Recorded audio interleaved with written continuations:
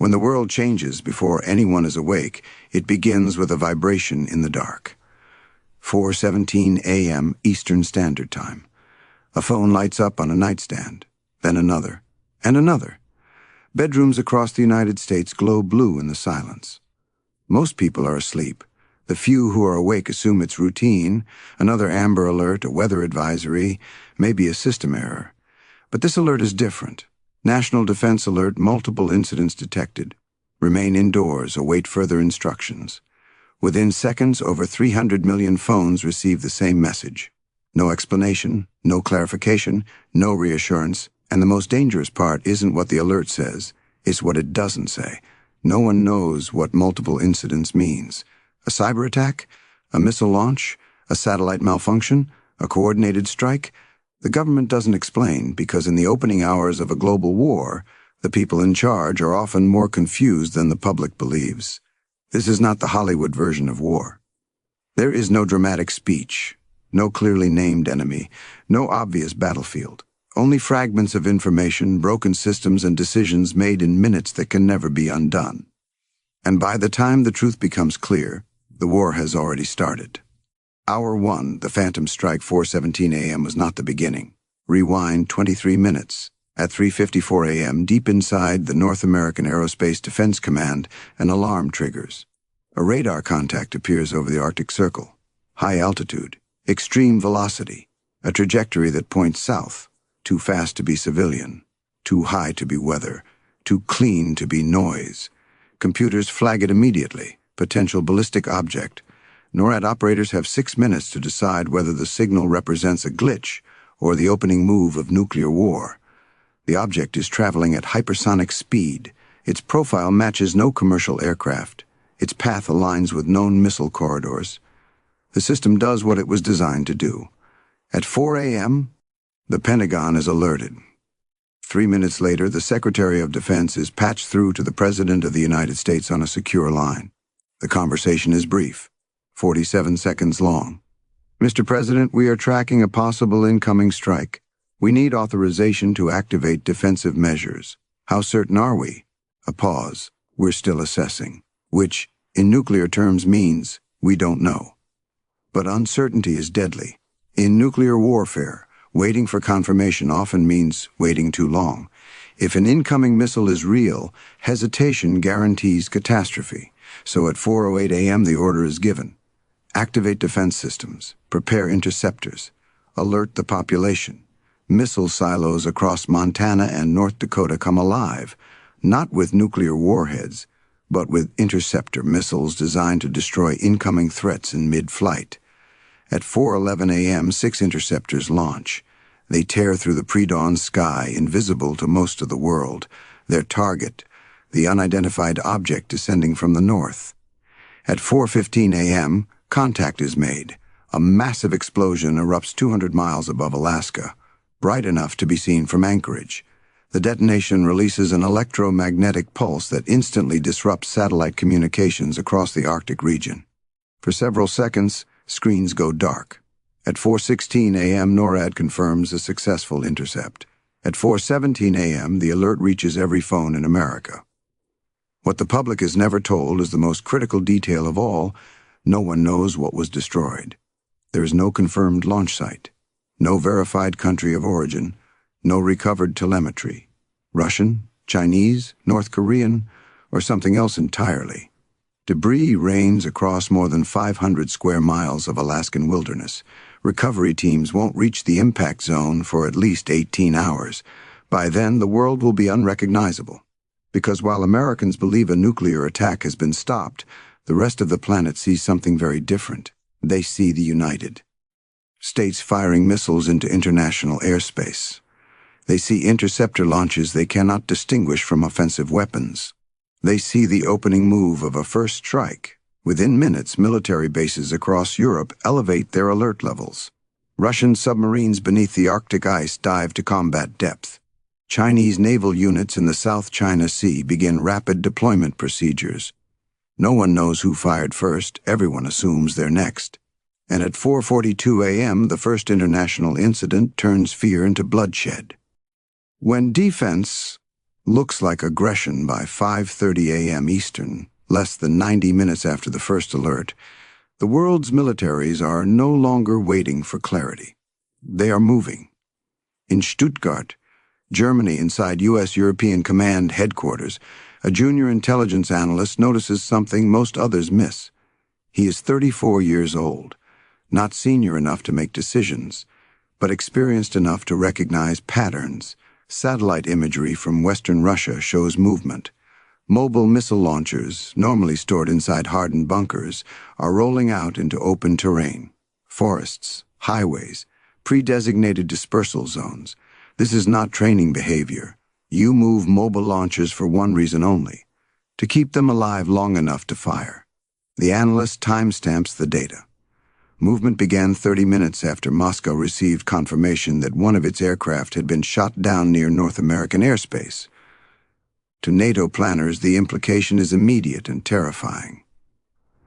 Russia is preparing for a first strike. At 5:47 a.m., European Command raises its alert posture. At 5:52 a.m., the Supreme Allied Commander Europe authorizes Operation Shield Wall. The order ripples outward.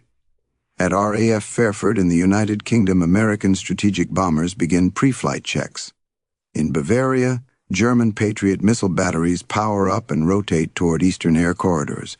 In the Mediterranean, French nuclear submarines alter course toward patrol zones assigned decades earlier for a war everyone hoped would never happen. From NATO's perspective, this is deterrence.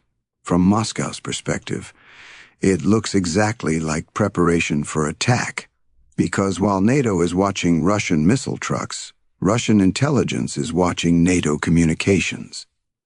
At 5:33 a.m. Moscow time, a signals intelligence station in Kaliningrad detects a surge. Encrypted transmissions between London and Washington increase by 400%. U.S. submarine patrol patterns shift suddenly in the Norwegian Sea. Secure. NATO command networks light up across Europe. To Russian analysts, the message is unmistakable. NATO is positioning for war.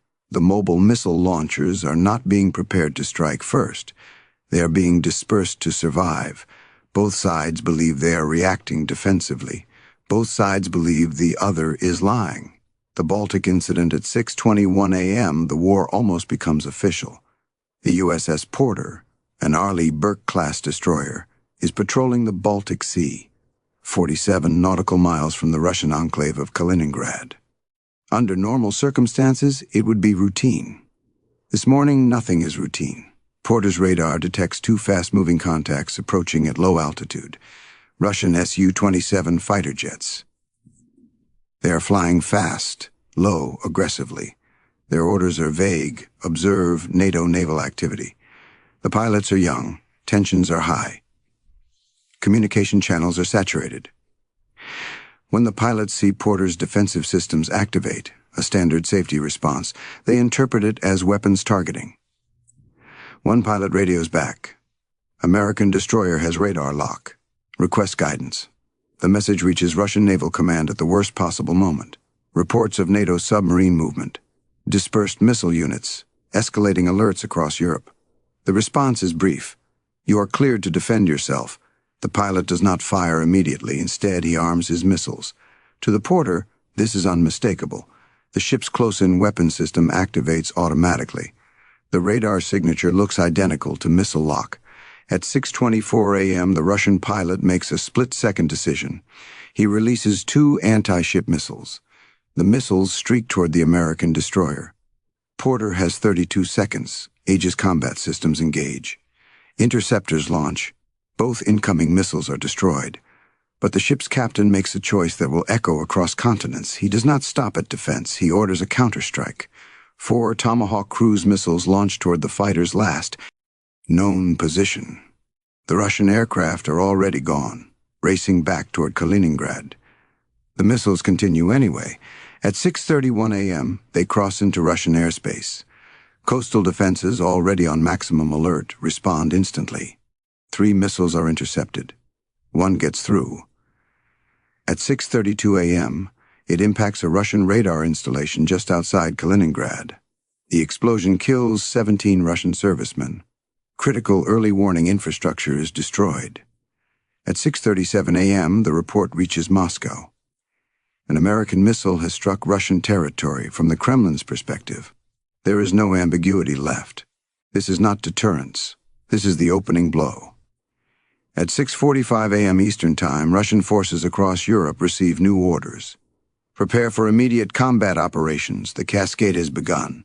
Why this matters, every decision so far has been based on assumption. No confirmed enemy intent, no verified first strike, no deliberate declaration of war, only fear, only speed, only the logic that says, if you wait, you die. By the end of Hour 2, forces across 3 continents are maneuvering toward open conflict, and still no one knows what the original object over Alaska actually was. When preparation becomes intention by 7:12 a.m. Eastern Time, the President has been awake for nearly 3 hours. What began as a single radar contact has metastasized into a crisis spanning the Arctic, Europe, and the North Atlantic. The Situation Room is quiet in the way only rooms facing extinction ever are. No one speaks unless necessary. The phone rings. The Secretary of Defense is on the line. "Mr. President, we have a developing situation in the Baltic." The words are measured, carefully controlled. USS Porter engaged Russian aircraft. There was an exchange of fire. "We believe one of our missiles struck a Russian installation." The President asks the obvious question.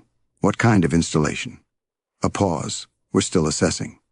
But Russian force movement across their western districts has increased significantly. Then another pause. "And, sir, we've lost contact with 3 of our submarines." The room freezes. Loss of contact with a nuclear submarine is never routine.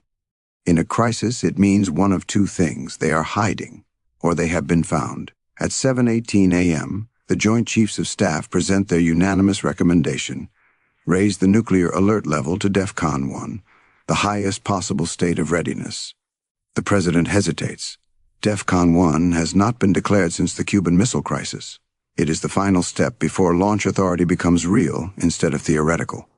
Once crossed, every movement is interpreted as a countdown. But if Russia is preparing a first strike, hesitation could be fatal. At 7:24 a.m., the order is given. The United States military goes to DEFCON 1. Across the American heartland, missile silos come alive. In Missouri, strategic bombers roll toward runways. In the Atlantic and Pacific, submarines receive authentication codes. The nuclear triad shifts onto a hair trigger. Launch possible in 15 minutes. The mirror image at 7:31 a.m., Russian reconnaissance satellites detect the bomber movements. To Moscow, the imagery is unmistakable. Strategic dispersal, launch readiness, first strike posture. At 7:38 a.m., Moscow time, deep beneath the Kremlin, Russia responds. President Putin authorizes special combat readiness for strategic forces. Mobile missile launchers already dispersed now enter final preparation stages. Submarines beneath the Arctic ice descend to launch depth. Bombers at Engels Air Base ignite their engines. At 7:47 a.m. Eastern, American satellites detect the Russian response. The National Security Advisor delivers the update without embellishment. Mr. President, Russia has gone to nuclear alert. For the first time in history, both superpowers have their entire nuclear arsenals prepared for immediate launch. Enough firepower to end civilization. Twice over, all it takes is one error. The fishing boat at 8:03 a.m., the mistake arrives. A Norwegian fishing vessel, the Bjorn Eriksson, is operating in international waters north of Tromsø. 6 crew, 4 days at sea. No knowledge of what is unfolding beneath them. Their sonar detects something massive below. The captain assumes it is a whale. It isn't. USS Connecticut, a Seawolf-class attack submarine, is conducting reconnaissance in the Norwegian Sea. She has been tracking Russian submarine activity for the past hour. When Connecticut detects surface movement overhead, the captain orders periscope depth. As the periscope breaks the surface, he sees the fishing vessel just 200 meters away. Under normal conditions, he would dive and disappear. These are not normal conditions. At that exact moment, Captain Hogan aboard Bjorn Eriksson activates his emergency radio beacon. His engine has been malfunctioning. and he wants the Coast Guard to know his position. The transmission is picked up by multiple listeners: Norwegian Coast Guard, Russian intelligence stations, USS Connecticut. To Connecticut sonar operator, the sudden radio burst from directly overhead looks like something else entirely. A surface vessel transmitting. Submarine coordinates. Captain, surface contact is broadcasting our position. The implication is lethal. If this vessel is coordinating with hostile forces, staying exposed could mean death. At 8:04 a.m., Connecticut fires a single torpedo. It is set as a warning. Detonation at a distance. It detonates 50 meters from the fishing boat. The blast lifts Bjorn Eriksson out of the water. When it comes down, it is already sinking. 3 crew members make it to a life raft. 3 do not. At 8:06 a.m., the Mayday call goes out. We are under attack by a submarine. The word spread faster than truth ever could. The trap closes by 8:19 a.m. NATO authorizes response operations. By 8:31 a.m., a Norwegian Coast Guard vessel arrives on scene, and her sonar operator sees something terrifying: multiple submarines, different signatures, different depths, USS Connecticut, and at least 2 Russian attack submarines. A rescue zone has become a battlefield. At 8:34 a.m., the Norwegian captain makes a fatal call: all submarines in the area surface and identify yourselves. No one does. At 8:37 a.m., he activates active sonar, the underwater equivalent of turning on the lights. To every submarine captain, it looks like target illumination. At 8:39 a.m., 3 commanders reach the same conclusion.